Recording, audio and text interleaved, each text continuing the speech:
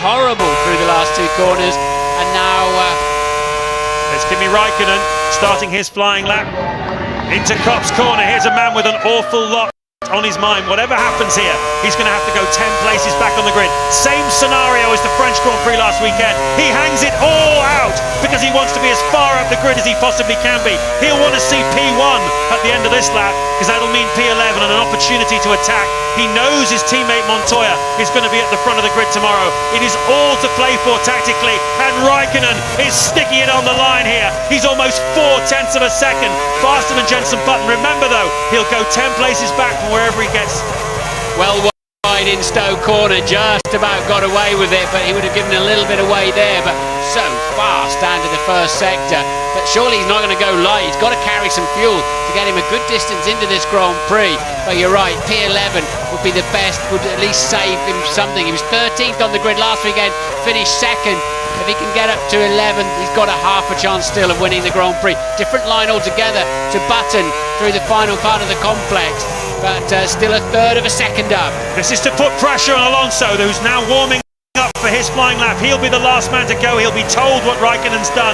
He wants to put as much pressure as he possibly can on him to remind him he'll come through the field tomorrow.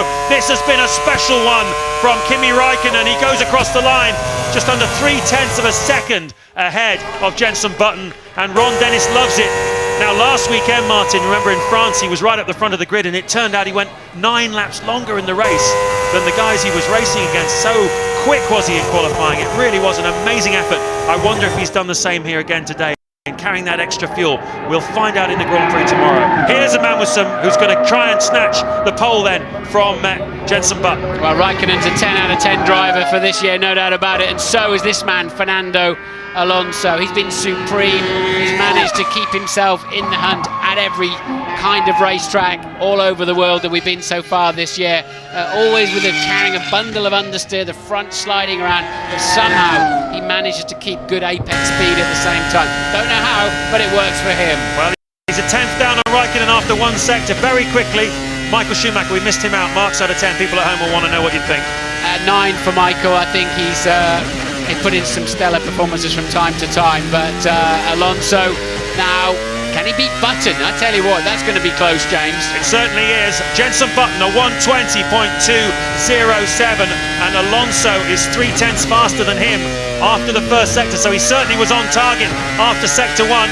He's coming towards the end of sector 2, rips underneath bridge. A blur to all the people standing underneath, and he's a 100th up on Raikkonen. Never mind Jenson Button. This looks like it's going to nick the pole away from Jenson Button. Remember, Raikkonen will go back 10 places. This has been another one of those laps from Fernando Alonso, who seems to qualify so very well. He's never raced here well. 10th is his best result. This is to set himself up for tomorrow for victory at Silverstone. He goes across the line 0.02 of a second faster than Kimi Raikkonen, and that is a net pole. He takes it away from Jenson Button. Kimi Raikkonen will go down to 12th on the grid, so it was a double whammy as far as Kimi Raikkonen's concerned. And live now is a disappointed man, I imagine, Jenson Button.